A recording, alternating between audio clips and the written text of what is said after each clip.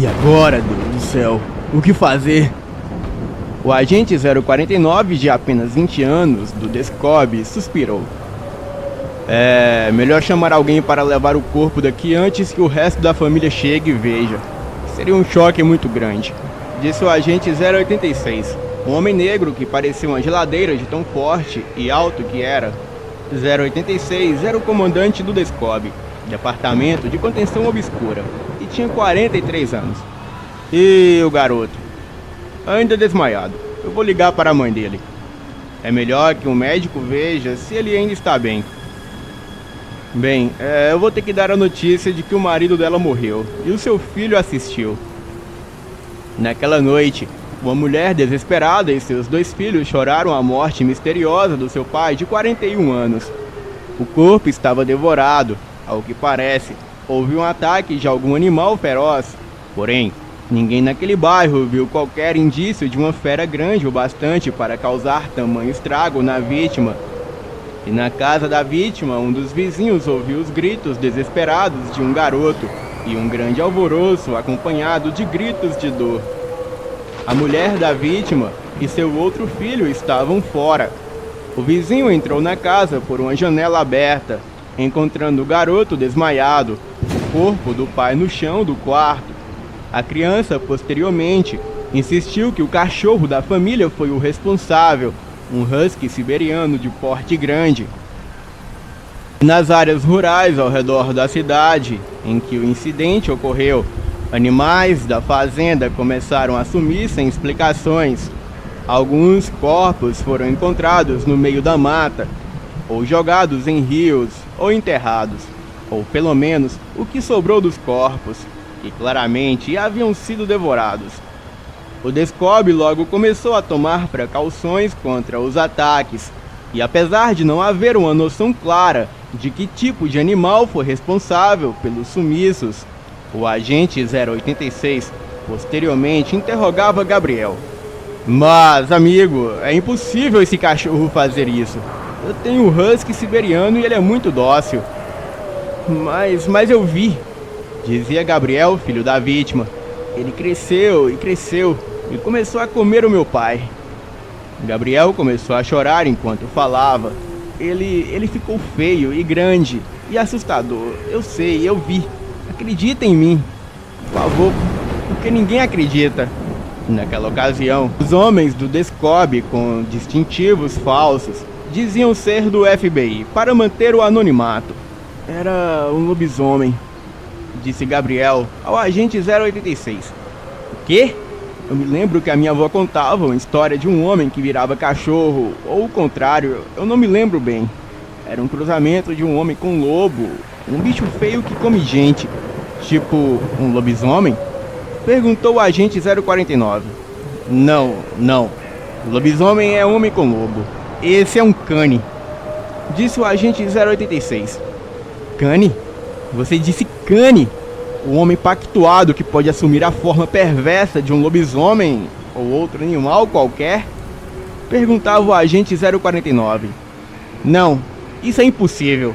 Canes são apenas lendas contadas pela corporação para nos manter preparados para o pior das situações. Shhh! Calado! O Gabriel está ouvindo. Pare de falar sobre isso, disse o agente 086 em espanhol para o Gabriel não entender. Os 2 agentes do Descob investigaram o caso e vasculharam a casa do Gabriel, mas nem o cão foi encontrado. E depois, os agentes liberou passagem para a polícia terminar com as investigações. Semanas se passaram e certa vez, Gabriel voltava da escola com seu amigo Lucas, e ao chegar em uma rua deserta, Lucas, ele viu seu amigo congelar. O seu rosto empalideceu enquanto olhava para alguma coisa. O que foi, Gabriel? Eu vi o meu cachorro virar aquela esquina agora. O Lucas não soube o que dizer. Sabia que o cão de Gabriel havia sumido após a morte do pai dele e que Gabriel culpava o animal por isso. Calma, Gabriel. É melhor a gente... Antes que Lucas pudesse concluir o que ia dizer, o seu amigo já corria em direção à rua que vira o cachorro entrar. Imediatamente, Lucas correu atrás do amigo e ao virarem a esquina, porém, Os dois garotos se esbarraram em alguém, olharam para cima e viram um velho alto, feio e de cara fechada. Era o velho Marcos, um mendigo cachaceiro que dormia nas praças. Crianças desastradas, não olham por onde andam. Dê um fora daqui! Desculpe, senhor Marcos, é que estamos atrás do meu cachorro que correu para cá, disse Gabriel. O velho olhou um instante em silêncio para os garotos e deu uma rápida olhada para trás. Esqueçam esse animal, não é o que vocês estão procurando. Sou eu que estou atrás dele. Agora, fora daqui! Alguns meses se passaram e alguns incidentes de animais e pessoas desaparecidas ainda se fizeram notar no correr do tempo. E certa noite, Gabriel estudava sozinho na sala de sua casa. A sua mãe e o seu irmão estavam fora. E no silêncio da noite, um uivo chamou a sua atenção. Vinha da janela. Alguém o observava de fora. Ele pôde ver através do vidro. Estava em pé sobre as patas de trás e as da frente apoiadas na janela. Parecia um olhar inocente, mas que dizia muita coisa. Eu voltei. Por exemplo, Gabriel congelou de susto e por um instante ele não conseguiu se mexer. Ele viu o cachorro assumir a forma humanoide e sair da janela. Percebeu que andava em direção à porta. Gabriel levantou-se e correu para a cozinha. Ele ouviu a porta da casa se abrir e ouviu passos na direção da cozinha. A criatura já vinha em sua direção e o medo começou a voltar, ainda mais quando percebeu que os passos eram mais pesados que o de um cachorro e porque pareciam passos bípedes. Pelo corredor, ele viu entrando na cozinha a materialização de um monstro grande, peludo com cara de cachorro deformado, um enorme focinho com dentes pontiagudos e um olhar que pronunciava a morte. Uma lenda antiga relata a existência de uma raça meio humana e meio demônio. O Cane do Inferno, como é chamado, é uma criatura quase humanoide, um lobisomem deformado com feições que indicam sofrimentos e desejo de matar. O Cane da cidade, ele entra nas casas escondido, devora o cão de estimação ou alguém da família e assume a sua forma. Convive com a família pacientemente até que, quando vê a oportunidade, ele devora um dos membros da família e, se possível, ele permanece no lar até devorar os demais. Mas como Descobre estava no rastro do bicho, esse cane fugiu e procurou outra casa. A criatura atirou-se sobre Gabriel. O jovem gritou, lembrando-se da morte do pai. O Cane do Inferno começou a arranhar os braços do garoto caído no chão e a lamber o seu rosto, preparando-se para a sua refeição. A criatura finalmente apertou seus dentes no braço direito de sua vítima e o arrancou. Gabriel sentiu a maior dor de sua vida e já quase desmaiava, e se desmaiasse ele não acordaria. Até que o cane largou seu braço e Gabriel pôde ver, já quase perdendo a consciência. O cane assumiu uma expressão de horror e algo maior ainda transpassar as suas garras pelo abdômen do monstro. Algo parecido com ele, parecia com um lobisomem, porém todo branco. Era um lobisomem albino. A criatura albina arrastou o cane pela porta de trás da casa, enquanto Gabriel apenas chorava e gemia em dor e desespero. E ao ver a cara do seu salvador, que o olhou enquanto saía pela porta, Gabriel se lembrou de um velho que 5 meses atrás estava correndo atrás do seu cachorro em uma rua deserta. Do gênero lupino, o lobisomem albino é uma raça extremamente rara, muito selvagem, mais forte e mais inteligente que o cane. O seu inimigo natural é o lobisomem, e o lobisomem albino instintivamente ataca e mata o seu parente inferior. Dias depois, Gabriel acordou em um hospital. Ele viu a sua mãe, o seu irmão e o seu amigo Lucas. Ele foi encontrado por alguns agentes do Descobre e foram solicitados como reforços pelos agentes 086 e 049. Mas quando um batalhão de homens armados do Descobre chegou ao local, os 2 agentes já estavam mortos e devorados ao redor da casa de Gabriel. Eles encontraram o Gabriel caído na cozinha sem o braço direito. O DSCOB, Departamento Secreto de Contenção Obscura, encontrou o Cane destroçado, mas nunca localizaram o lobisomem albino.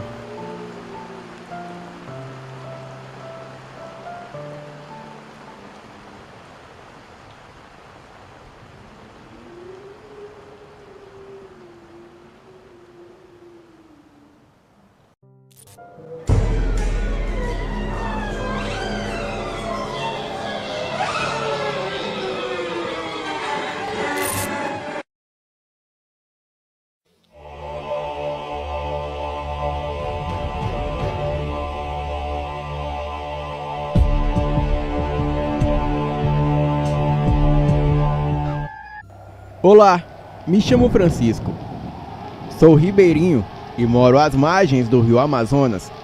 É muito comum indígenas passarem pelas nossas comunidades, seja de barco ou para pegar algum suprimento. A maioria é bem pacífico e às vezes eles até almoçam comigo, a minha esposa e os meus 3 filhos, que por falar neles, a criançada adoram as histórias dos indígenas. Eu não sei de onde eles tiram tantas histórias, mas é uma infinidade de lendas que eles juram que é real. Eles falam muito do Curupira, do lobisomem e do Mapinguari.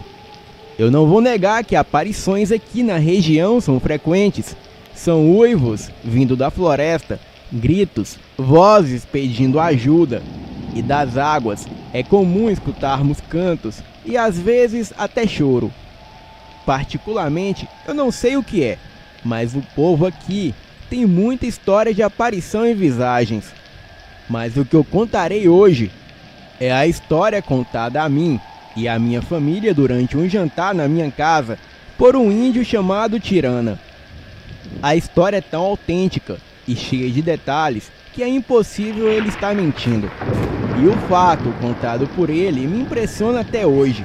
Bem, quem já visitou ou mora perto da floresta amazônica e seus afluentes, com certeza já viu e ouviu muita coisa, e disso eu tenho certeza. Então contarei o relato abaixo com as palavras do índio Tirana, e fiquem com o relato. No coração da Amazônia, onde as águas do rio Amazonas correm profundas e misteriosas, circula uma lenda antiga que poucos ousam repetir em voz alta. Os ribeirinhos, acostumados com as criaturas das matas e as ameaças das águas, eles falam com um temor de uma criatura que espreita nas margens durante as noites de lua cheia. Um ser que desafia os limites entre o humano e o bestial, o lobisomem do rio Amazonas. Dizem que a história começou com uma maldição ancestral lançada por uma antiga tribo que habitava a região muito antes dos colonizadores europeus chegarem.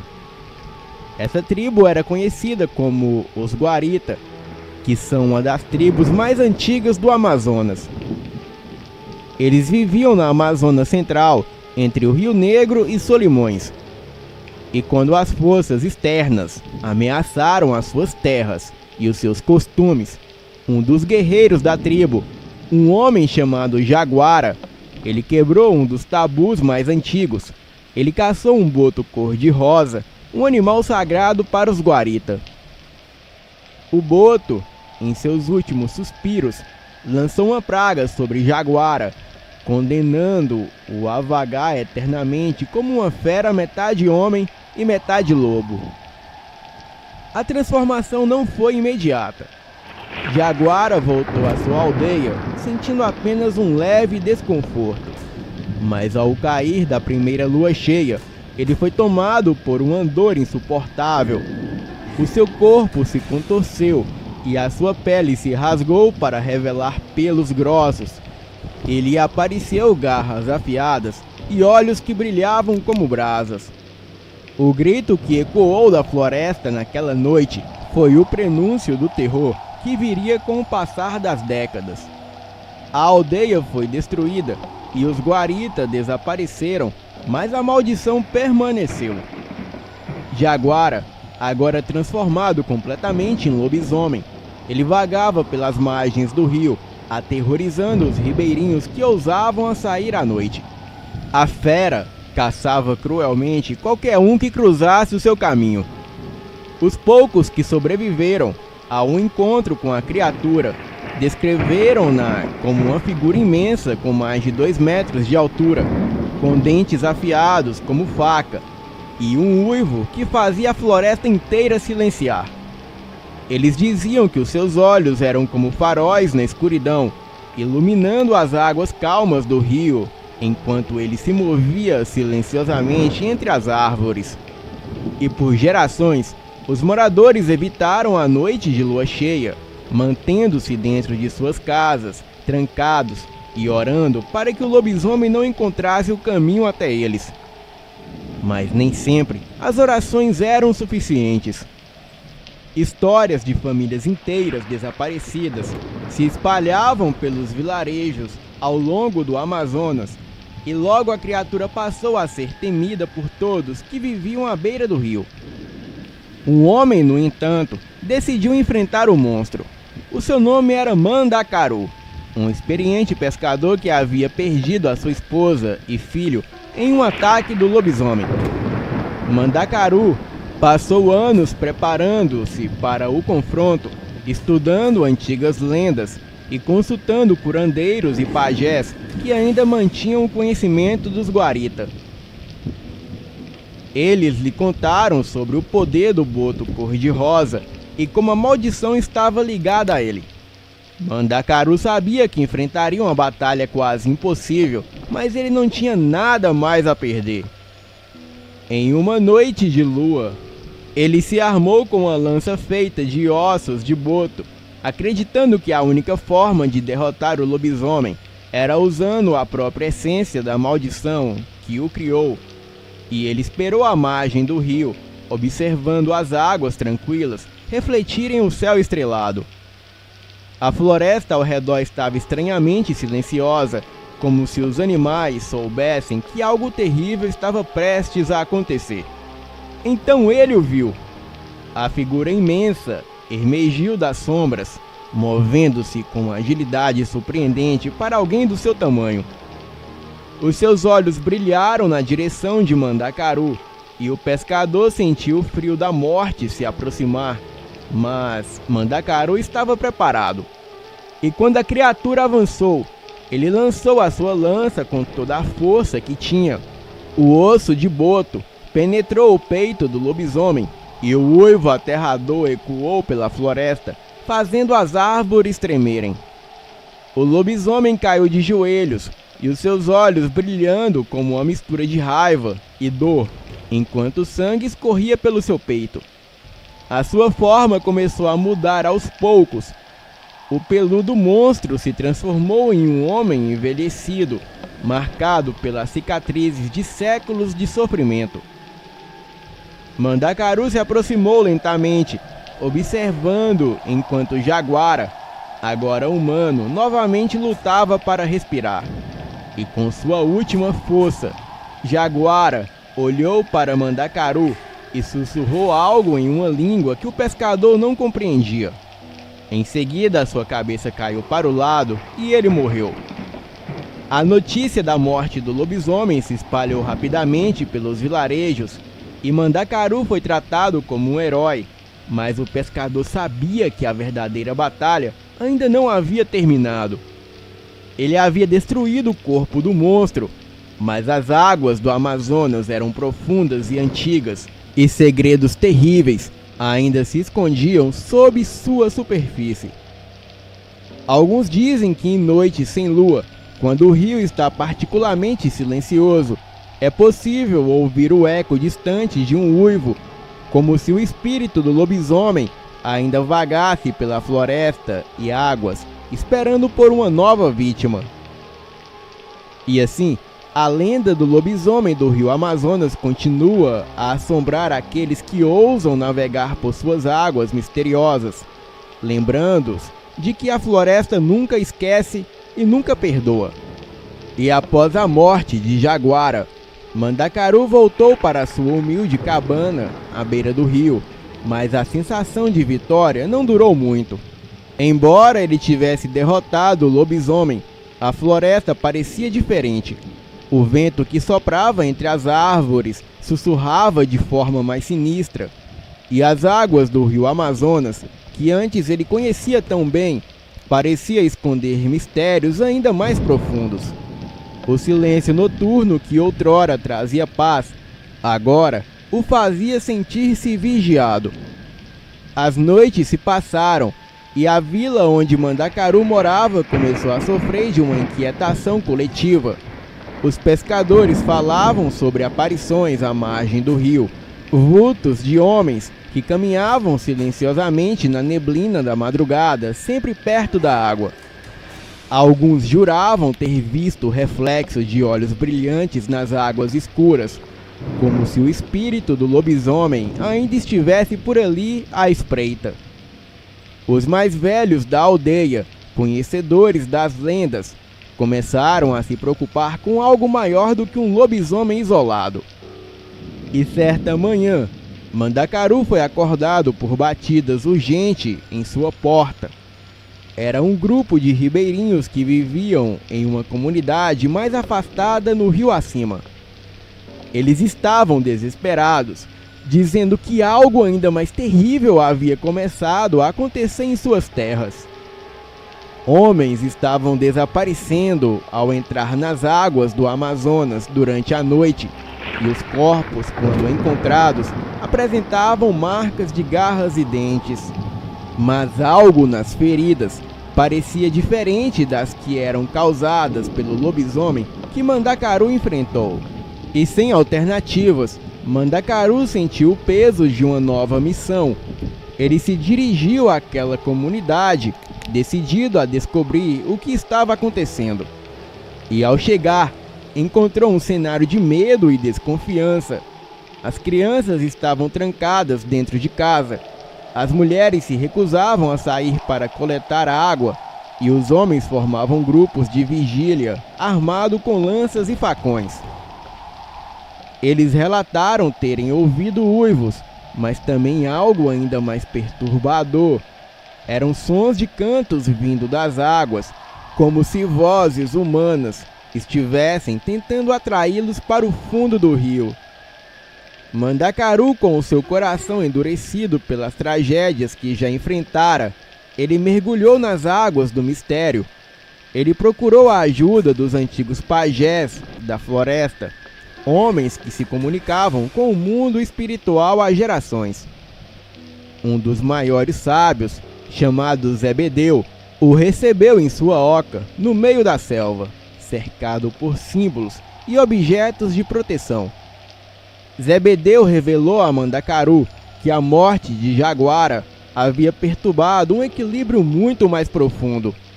O boto cor-de-rosa, um ser sagrado das águas, havia lançado a maldição em Mandacaru como uma forma de vingança por seus atos. Mas a morte do lobisomem liberou uma energia maligna nas profundezas do rio.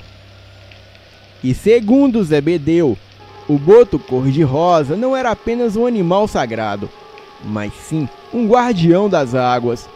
E a sua morte profana havia despertado outras forças adormecidas. E no fundo do rio havia seres ancestrais, entidades que eram tão antigas quanto o próprio rio Amazonas, que agora havia sido libertadas e estava tentando se manifestar no mundo dos vivos.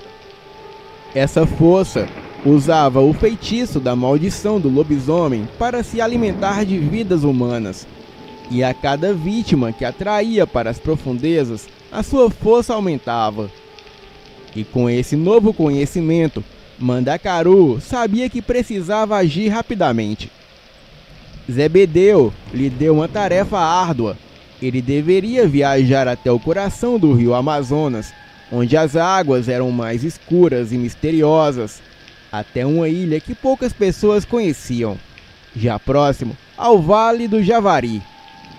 E lá, ele encontraria um altar antigo construído pelos Guarita, onde a maldição original havia sido lançada. E para restaurar o equilíbrio, Mandacaru deveria realizar um ritual de purificação com ervas e oferendas específicas, incluindo ossos de boto, e objetos sagrados que ele recebeu do pajé. A viagem até a ilha foi longa e perigosa. O Amazonas, outrora conhecido por Mandacaru, agora parecia uma entidade viva, com correntes traiçoeiras e sombras nas águas que pareciam segui-lo. E durante a noite, ele ouvia o som de algo nadando sob o seu barco, e ocasionalmente ele via olhos vermelhos brilhando na escuridão. As vozes das águas também tentavam atraí-lo, sussurrando o seu nome e o chamando para mergulhar nas profundezas. E finalmente, após dias de luta, Mandacaru chegou à ilha. Era um lugar desolado e cercado por uma névoa espessa e dominada por um silêncio opressor. E no centro, ele encontrou o altar dos Guarita, coberto de musgo e flores murchas. E com cuidado, Mandacaru começou o ritual queimando as ervas e recitando as palavras que Zebedeu havia lhe ensinado. Mas algo estava errado. As águas ao redor começaram a se agitar violentamente e Mandacaru sentiu uma presença emergir do rio. Uma figura monstruosa que lembrava tanto o lobisomem quanto o boto surgiu das profundezas. Os seus olhos eram os mesmos de jaguara, mas a sua forma era ainda mais horrenda, uma fusão com homem, animal e rio. Mandacaru, com a sua lança de ossos de boto em mãos, enfrentou a criatura uma última vez. Ele sabia que aquela entidade era a encarnação da maldição, uma manifestação final da raiva dos espíritos das águas. A batalha foi feroz. O monstro atacava Mandacaru com garras e presas que pareciam cortar o próprio ar. Mandacaru, movido pela determinação de salvar a sua terra e as pessoas que amava, ele conseguiu cravar a lança no coração da criatura e, com um grito terrível, o monstro caiu de volta nas águas e o rio Amazonas se acalmou. As vozes cessaram e a névoa se dissipou lentamente. Mandacaru, exausto e ferido, ele sabia que o equilíbrio fora restaurado, mas ao mesmo tempo ele sentia que havia apenas adiado o inevitável. Ele voltou para sua vila, onde foi recebido com alívio e alegria. Mas no fundo da sua alma, Mandacaru sabia que o Amazonas ainda guardava muitos segredos. E o rio, com a sua vastidão infinita, era lar de forças que nenhum homem poderia realmente compreender. E assim, a lenda do lobisomem do rio Amazonas se transformou em uma história ainda maior, onde os monstros das águas continuariam a observar a mata, aguardando o momento certo para emergir das profundezas mais uma vez. E com o retorno de Mandacaru, os moradores finalmente puderam respirar em paz. Mas a paz era desconfortável. E embora o monstro das águas houvesse sido derrotado, a sensação de inquietação persistia no ar.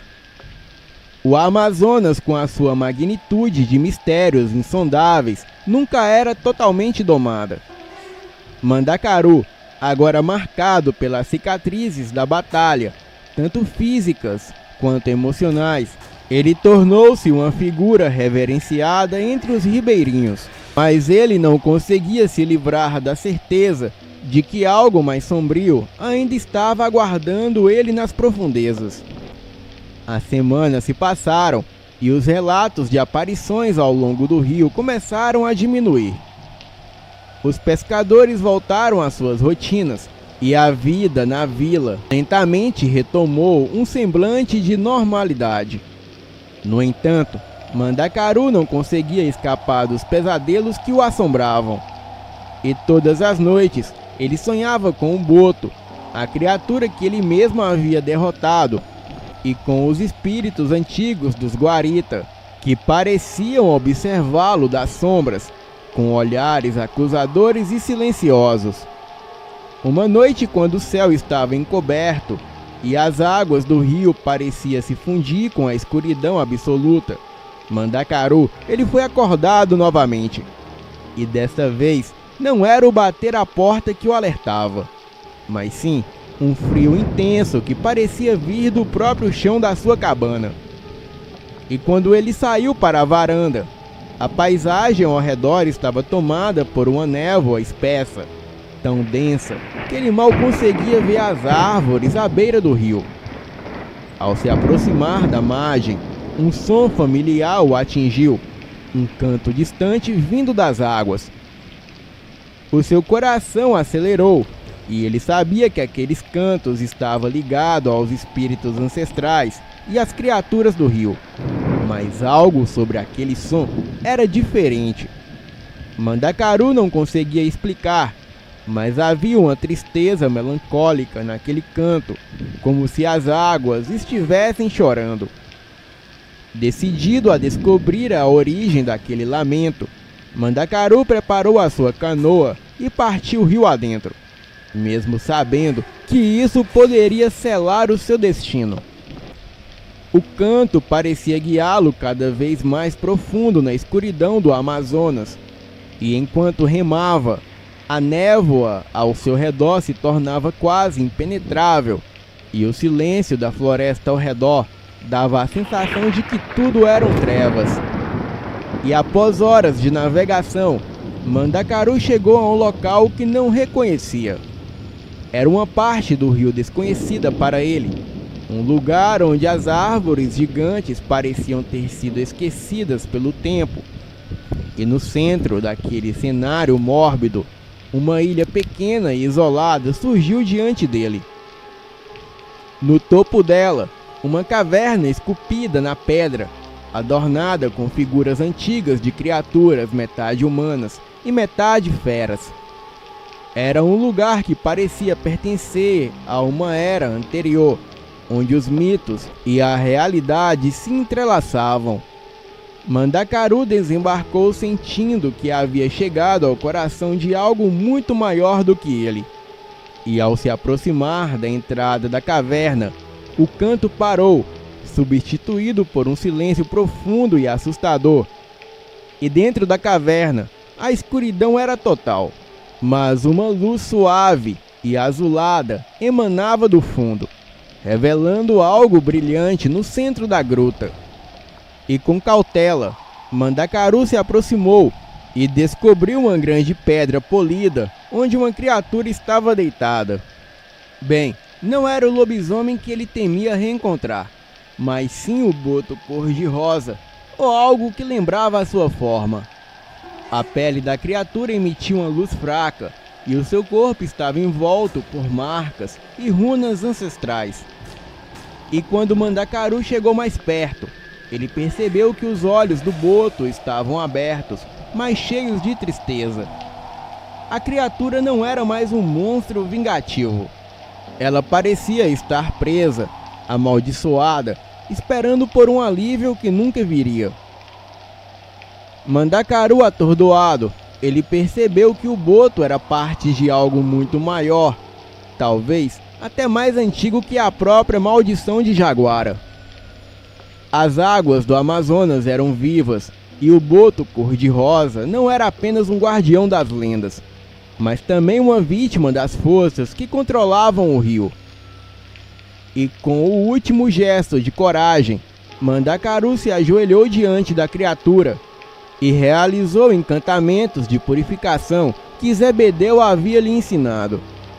Ele queimou as ervas sagradas que trazia consigo e fez uma oferenda de ossos, orando para que os espíritos das águas encontrassem paz. E enquanto ele realizava o ritual, a luz azulada cresceu, preenchendo toda a caverna. O canto voltou a ecoar, mas dessa vez era suave, quase como um suspiro de alívio. O boto, agora completamente envolto em luz, lentamente desapareceu, como se estivesse finalmente se libertando das correntes invisíveis que o prendiam. A caverna, antes sombria e fria, se encheu de uma sensação de paz. Mandacaru sentiu uma lágrima escorrer pelo seu rosto, não de tristeza, mas de compreensão. Ele havia finalmente completado o ciclo, e quando Mandacaru deixou a ilha e voltou para a vila, o rio parecia diferente. As águas estavam calmas, e a névoa, que antes era sinistra, havia desaparecido. O canto não se ouvia mais, e as vozes que o chamavam das profundezas estavam em silêncio. Mandacaru sabia que, embora o Amazonas guardasse segredos que jamais poderiam ser completamente revelados, ele havia restaurado um equilíbrio sagrado. O boto, a maldição e os espíritos dos Guarita agora estavam em paz, pelo menos por enquanto. Pois enquanto o rio continuasse a fluir, as lendas e mistérios das profundezas sempre existiriam, esperando por aqueles corajosos o suficiente para ouvir as suas histórias. A lenda do lobisomem do rio Amazonas nunca morreu completamente. Ela se transformou em algo maior, uma história de redenção, maldição e forças, além da compreensão humana. E assim, enquanto o grande rio corria sem fim, as pessoas à sua margem aprenderam a respeitar o poder das águas e a viver em harmonia com seus mistérios, sabendo que o Amazonas, em sua vastidão, sempre guardaria algo a mais escondido nas sombras, nas águas e nos corações daqueles que ousavam desafiar o desconhecido. E após o seu retorno à vila, Mandacaru tornou-se uma figura de respeito e mistério entre os ribeirinhos. Muitos diziam que ele havia se tornado um homem diferente, mais silencioso e forte. Os mais supersticiosos acreditavam que ele havia trazido consigo algo do mundo espiritual, uma sabedoria ou talvez uma maldição. No entanto, o rio Amazonas finalmente parecia estar em paz, e os relatos de desaparecimentos e ataques cessaram por algum tempo. E apesar de ter restaurado o equilíbrio, Mandacaru sentia-se desconectado da sua antiga vida. As noites de tranquilidade que os outros moradores celebravam trazia-lhe uma inquietação. Ele sabia que o rio guardava mistérios que iam além da compreensão humana. E embora tivesse enfrentado o lobisomem e as entidades das águas, a sensação de que algo muito mais profundo estava à sua espreita nunca o abandonava.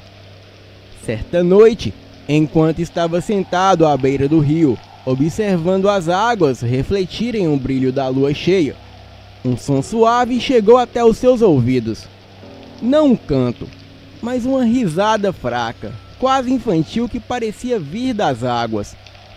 Mandacaru, agora com seus sentidos aguçados por anos de confronto com o sobrenatural, ele levantou-se de imediato. Ele se aproximou da margem, observando atentamente as águas tranquilas. E de repente, algo emergiu das profundezas. No início parecia ser apenas um animal, mas conforme a figura se revelava, Mandacaru percebeu que não se tratava de nenhuma criatura que conhecia. Era uma mulher de pele pálida e cabelos longos e escuros que brilhavam sob a luz da lua. Seus olhos, no entanto, não eram humanos. Era de um brilho esverdeado, como se a própria selva vivesse dentro deles. Ela olhou para Mandacaru com um sorriso enigmático. A água do rio escorrendo pelo seu corpo, mas não parecia molhar. Era como se ela fosse uma extensão das águas, uma parte do rio Amazonas. "Você fez muito por nós, Mandacaru Jatobá", disse ela, com uma voz suave e hipnótica. "Libertou o guardião, enfrentou o mal que perturbava as nossas águas, mas você sabe que o Amazonas nunca dorme, e não é mesmo?" Mandacaru permaneceu imóvel, o seu coração batendo rápido, mas a sua mente calculando cada palavra. Ele sabia que estava diante de uma entidade antiga, talvez uma manifestação do próprio rio, ou de algo que habitava há séculos. "Quem é você?" perguntou ele com a sua voz baixa, mas firme. A mulher riu levemente. "Eu sou o que você sente toda vez que rema por essas águas. Sou a névoa que te envolve, os mistérios que você tenta desvendar, mas que nunca poderá compreender completamente. Eu sou a vida e a morte do Amazonas. Eu sou tudo e nada. Sou a própria essência do rio." Mandacaru sentiu um arrepio percorrer a sua espinha. Aquela entidade, seja lá o que fosse, não era uma inimiga, mas também não parecia ser uma aliada. Era simplesmente uma força natural além do controle humano. "Por que você veio até mim?" ele perguntou. Mandacaru salvou muitas pessoas de um destino cruel, mas ao fazer isso, ele mergulhou em águas mais perigosas do que pôde imaginar. "Eu venho avisá-lo que o rio o aceita como parte de si, mas isso tem um preço." "O que quer dizer com preço?" Ele sentiu o peso das palavras, uma premonição do que estava por vir. "O Amazonas não esquece, Mandacaru. O que você fez, as entidades que despertou e enfrentou, elas sabem de você. E há coisas nas profundezas que nunca devem ser perturbadas. Você agora faz parte dessa história. A sua vida está ligada ao rio, para o bem e para o mal." A mulher começou a se dissolver lentamente nas águas, como se estivesse se fundindo novamente com o rio, antes de desaparecer completamente. E a sua voz ecoou uma última vez. "Cuidado com o que espreita nas sombras do coração do Amazonas, Mandacaru Jatobá, pois às vezes o que tememos não é o que vemos, mas o que não ousamos encarar." E então ela se foi, deixando Mandacaru sozinho. Agora ele sabia que a sua jornada estava longe de terminar, e o Amazonas, com seus mistérios infindáveis, tinha mais a oferecer ou mais a exigir dele. Os dias seguintes foram silenciosos, mas Mandacaru sentiu o peso daquela noite em cada momento. O rio estava em paz, mas a sua mente estava inquieta. Ele sabia que não podia simplesmente voltar à vida de antes, não depois de tudo que havia aprendido. Ele precisaria explorar ainda mais o coração da Amazônia, e além das margens, das áreas que conhecia, e mergulhar nas profundezas da selva, onde os verdadeiros segredos do rio se encontravam.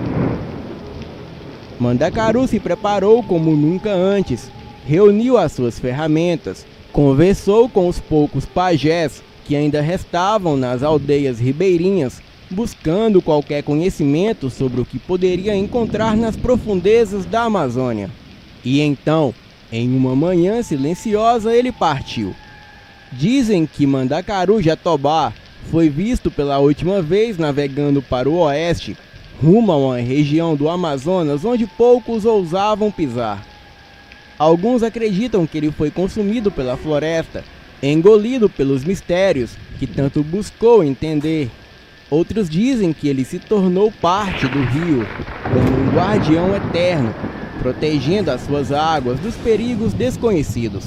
Mas há aqueles que juram, em noites de lua cheia, ouvir o som de remos cortando silenciosamente as águas do Amazonas, como se Mandacaru estivesse por lá, navegando sem fim em busca das respostas que nunca deixou de procurar. E assim, a lenda do lobisomem do rio Amazonas se transformou em algo muito maior, em um conto sobre coragem, destino e a eterna busca por conhecimento em um mundo onde os segredos do rio e da floresta continuam a fascinar e a assombrar aqueles que ousam desafiar as suas profundezas. Mandacaru Jatobá, agora parte das lendas e das lembranças do povo ribeirinho, navegava pelo rio Amazonas como um fantasma entre o mundo dos vivos e dos espíritos. A sua jornada se tornou solitária e cada vez mais distante da civilização e do toque humano. Ele se embrenhava por áreas do rio que poucos sequer sabiam que existiam, lugares onde a vegetação se tornava tão densa que a luz do sol mal penetrava e onde as águas corriam lentas e silenciosas, como se tivessem segredos a guardar a cada noite. E Mandacaru sentiu a presença da entidade com quem conversou na margem do rio. O som suave de risadas, o sussurro das águas chamando seu nome e os olhos que ele via, refletidos nas ondas escuras, o perseguiam. Ele agora sabia que não era apenas um homem em busca de respostas, mas parte de algo muito maior. O Amazonas o havia acolhido, mas também o havia marcado. Ele entendia que o rio tinha vida própria, repleto de espíritos e forças antigas que coexistiam com a natureza rebelde. Em uma de suas viagens, Mandacaru chegou a uma região desconhecida. O rio ali se dividia em um labirinto de pequenos canais e lagoas, com árvores gigantescas, cujas raízes pareciam mãos que se estendiam para dentro da água. Os pássaros que cantavam durante o dia cessavam ao cair da noite, deixando apenas o som das águas correndo e os sussurros que pareciam vir do fundo do rio. Mandacaru sabia que havia algo de especial naquele lugar. As águas eram mais escuras e o ar, denso e úmido, parecia carregar uma presença invisível. E ao longe, ele avistou uma formação rochosa que se elevava acima das águas, uma colina coberta de musgo e vinhas que pareciam tão antigas quanto o próprio rio. Mandacaru sentiu um puxão em seu peito, uma força que o convidava a se aproximar. E remando devagar, ele chegou à base da colina e desembarcou. O lugar estava coberto de símbolos ancestrais, gravados nas pedras de forma rústica e misteriosa. Eram marcas dos Guarita, o povo ancestral do rio, conhecido pela sua ligação espiritual com as águas. Mandacaru percebeu que estava diante de um santuário esquecido, um lugar onde os espíritos antigos eram venerados, mas que havia sido deixados para trás, engolidos pela floresta e pelo tempo. E caminhando pelo santuário, ele chegou a um grande lago no centro da colina, cujas águas não se podem controlar, e no mais profundo, ele viu seu próprio reflexo. Mandacaru se ajoelhou à beira do lago, sentindo o peso de tudo o que havia enfrentado até ali.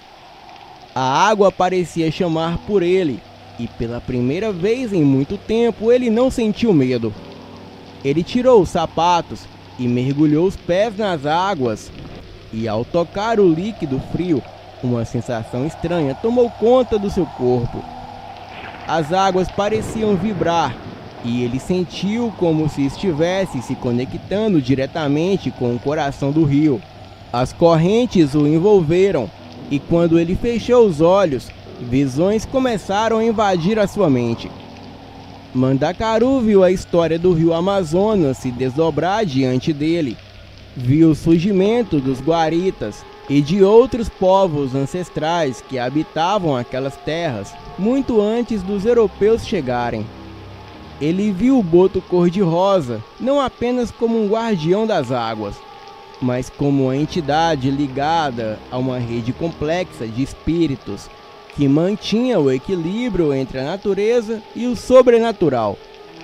Viu também criaturas ainda mais antigas, escondidas nas profundezas das águas, esperando pacientemente por sua vez de emergir. As visões foram interrompidas por uma voz profunda e ecoante que vibrou em sua mente, que dizia o seguinte: Mandacaru Jatobá, tu és agora um de nós. A voz era poderosa, mas não ameaçadora. As águas te reconhecem, o rio te aceitou, mas ele também te vigia.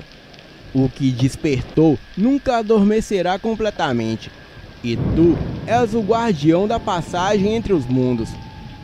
Mandacaru abriu os olhos, ainda à beira do lago, o seu corpo estremecendo com o que havia experimentado.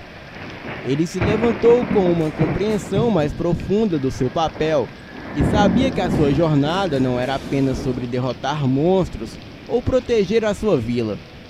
Ele havia se tornado um mediador, um guardião entre os vivos e os espíritos do rio, responsável por manter o delicado equilíbrio entre os dois mundos.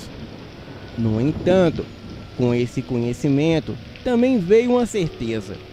O que ele enfrentará até agora era apenas o começo. As forças que habitavam o Amazonas eram vastas e insondáveis, e a maldição que havia começado com o lobisomem era apenas um fragmento de um ciclo muito maior. O rio, com a sua profundidade e mistério, guardavam seres que esperavam o momento certo para emergir, e Mandacaru estaria lá para enfrentá-los.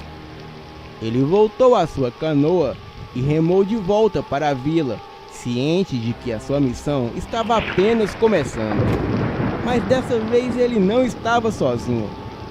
O rio o acompanhava em cada movimento, e as vozes nas águas que antes o assustavam, agora sussurravam palavras de orientação e sabedoria.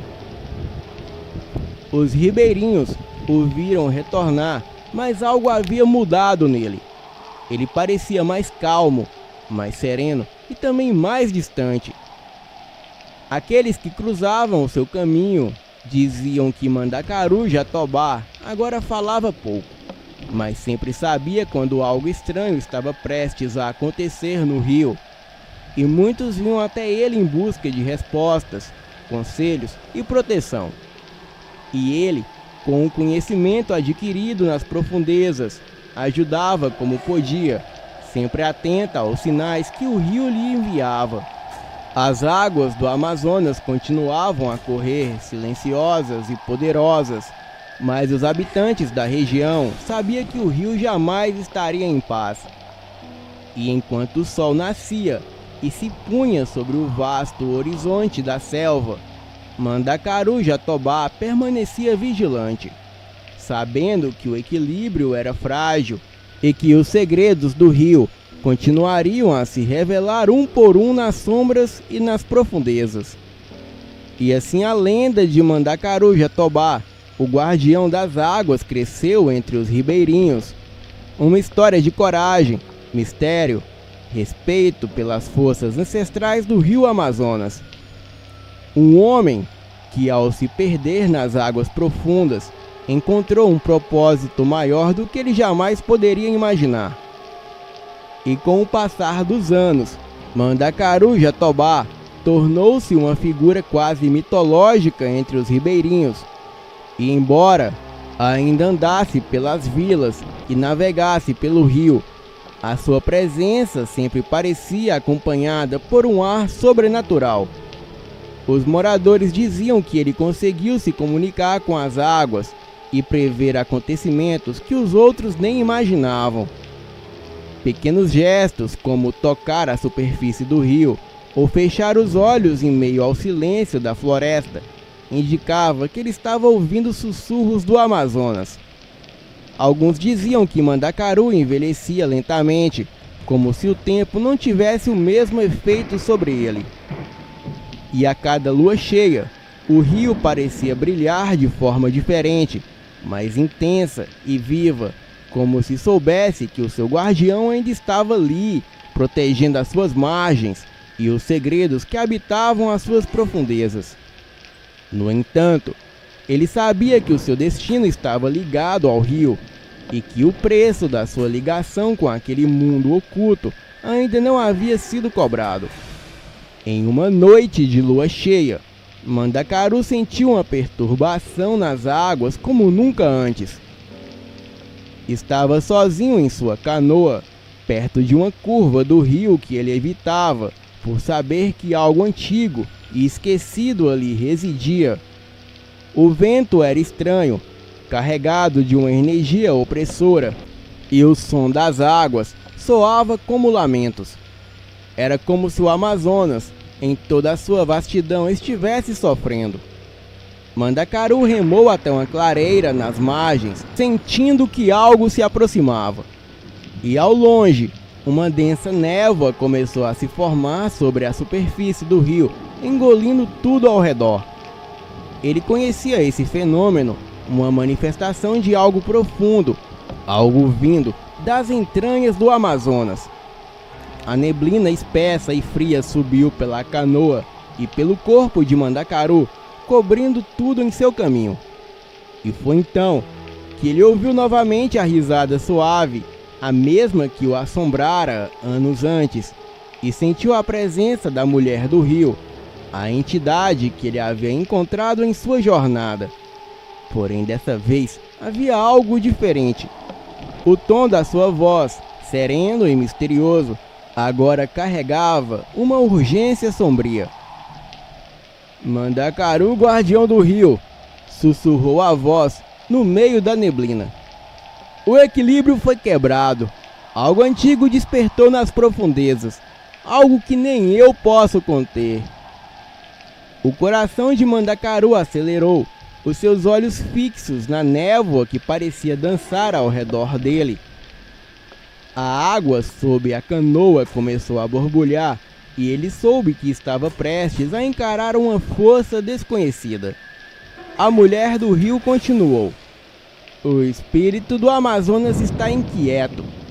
Algo foi despertado nas profundezas, uma força esquecida pelo tempo, mas agora desperta pelo desequilíbrio que percorre o rio.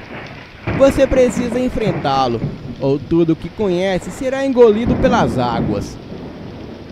Mandacaru sentiu um frio intenso percorrer o seu corpo, e a névoa começou a se dissipar, revelando o que parecia ser uma sombra imensa surgindo das águas escuras. Uma criatura maior do que qualquer coisa que Mandacaru já havia visto começou a emergir lentamente.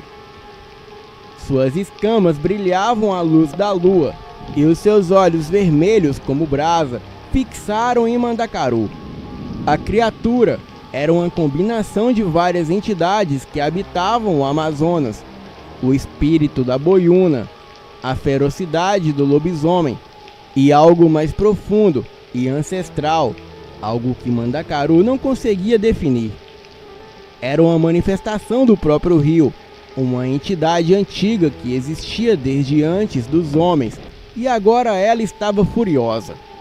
Sem hesitar, Mandacaru pegou o pequeno amuleto que havia recebido do pajé em sua última jornada e o segurou com força. O amuleto parecia pulsar em suas mãos, sincronizado com o ritmo do rio. Ele sabia que aquela batalha não seria física, e o que estava diante dele não poderia ser derrotado com força ou violência. Era uma força da natureza, um reflexo de tudo que o rio representava. E para enfrentá-lo, ele precisaria se conectar totalmente com as águas. A criatura rugiu e o som vibrou pelas árvores, fazendo os pássaros voarem em todas as direções.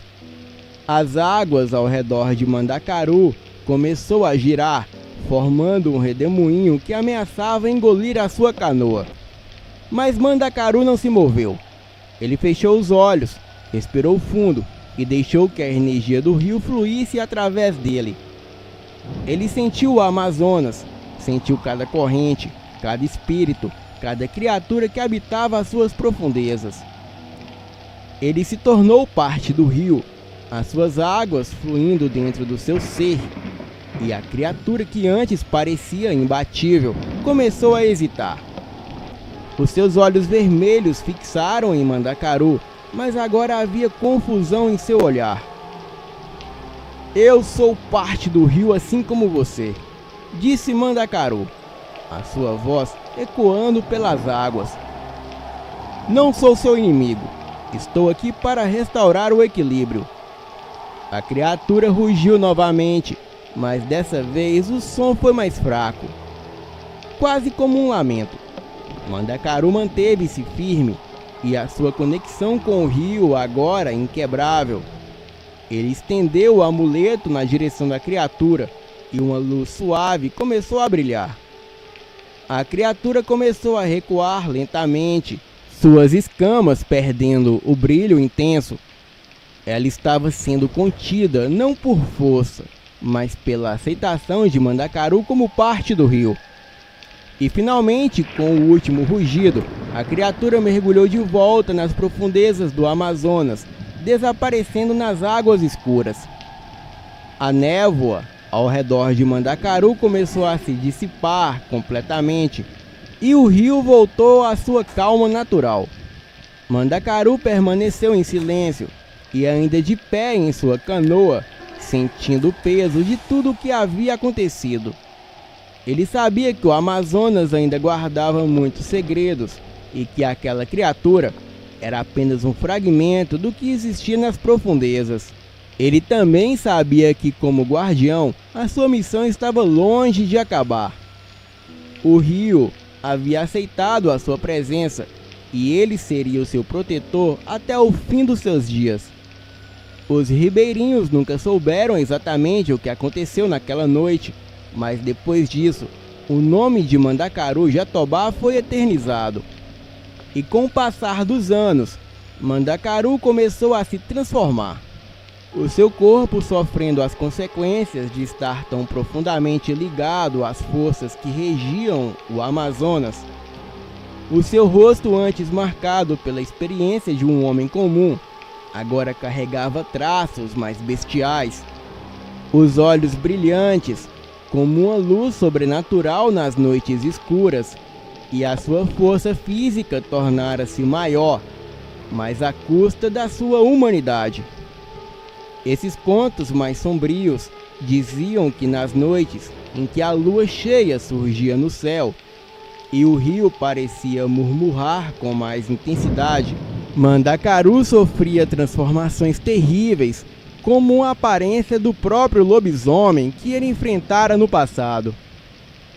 A sua ligação com o rio o fazia perder o controle, e nessas noites ele desaparecia na selva. E sons de rugidos ecoavam por quilômetros, fazendo os habitantes das vilas mais próximas se esconderem dentro de suas casas, temendo aquilo que pudesse estar à espreita nas sombras. Acreditava-se que essa transformação era o preço que ele pagava por ter se conectado tão profundamente com o Amazonas, um tributo que o rio exigia para manter o seu equilíbrio. Embora ele continuasse a proteger o rio e as aldeias ao seu redor, havia algo de primitivo e incontrolável dentro dele, algo que o transformava em uma criatura tão perigosa quanto as forças que ele combatia. Os poucos que tiveram a sorte ou azar de encontrá-lo nessas noites falavam sobre um homem com olhos luminosos e gestos de animal vagando silenciosamente pelas margens do rio, como se estivesse em uma luta constante com a sua própria natureza. Alguns diziam que ao visitar Mandacaru, ele apenas olhava fixamente, como se tentasse lembrar de quem era antes de desaparecer nas sombras. Os ribeirinhos sabiam que, embora ele ainda estivesse entre eles, Mandacaru Jatobá havia cruzado um ponto sem retorno. Ele era tanto um protetor quanto uma ameaça, alguém que havia se sacrificado para salvar o Amazonas, mas que agora era prisioneiro do próprio poder que adquirira. Mandacaru se isolou, pois se tornara perigoso tanto na forma humana quanto na bestial, e quem cruzava o seu caminho não escapava com vida para contar história. Entretanto, o pajé, que há muito tempo era seu amigo, decidiu proteger a aldeia. Em algumas tribos, os índios idosos são abandonados na floresta para morrerem, e os que não morrem se torna a criatura que conhecemos como Mapinguari. O Mapinguari é uma criatura lendária da floresta amazônica, descrita como um ser coberto de pelos vermelhos e de tamanho descomunal. O Mapinguari É a forma que alguns índios assumem quando envelhecem para continuar a proteger a natureza. Uma criatura descomunal com a força de arrancar facilmente várias árvores.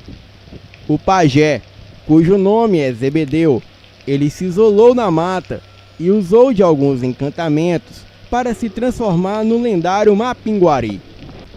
Em uma certa noite, uma índia havia acabado de dar à luz. Então Mandacaru Jatobá, em forma de lobisomem, ele invadiu a casa do índio Tirana, atrás do seu filho que acabara de nascer. Tirana se armou com lança, mas não durou muito tempo perto da besta fera. Entretanto, ele conseguiu tempo para o pajé Zebedeu, em forma de Mapinguari, chegasse e confrontasse aquele lobisomem. Foi uma luta violenta. Era como se um tigre e um leão lutassem de modo que apenas um sairia com vida. A índia Jaci presenciou tudo com espanto, e no fundo ela sabia que Mandacaru Jatobá, que tanto lutou para proteger a tribo, agora era a própria ameaça. A luta foi intensa. O Mapinguari arrancava várias árvores e acertava o lobisomem, mas os golpes pareciam não surgirem efeitos. E em uma velocidade surreal, o lobisomem se aproximou e cravou as suas garras no único olho do Mapinguari, que fica no meio da sua testa. A criatura deu um grito estrondoso, mas conseguiu segurar a besta fera e estourou a sua cabeça usando as duas mãos. A batalha havia chegado ao fim, e ambos mortos ali no chão. De um lado, o pajé Zebedeu, e do outro lado, Mandacaru Jatobá. Mandacaru quis ter o controle sobre o incontrolável e pagou um alto preço por isso. E no fim, todas essas criaturas já foram humanas um dia. E por isso é importante respeitar os seres da mata, pois cada um carrega uma história dolorida. Mandacaru Jatobá nunca deixou de ser uma lenda. E o pajé Zebedeu morreu para proteger o seu povo, pois ninguém conhecia Mandacaru melhor do que ele. Depois de Zebedeu, outros índios idosos, eles vagam pela floresta e os que sobrevivem se transformam no Mapinguari. Esses seres protegem a floresta de qualquer invasor ou qualquer ameaça, seja do rio ou até mesmo da própria floresta, pois nada é capaz de escapar da força do Mapinguari. Boa noite.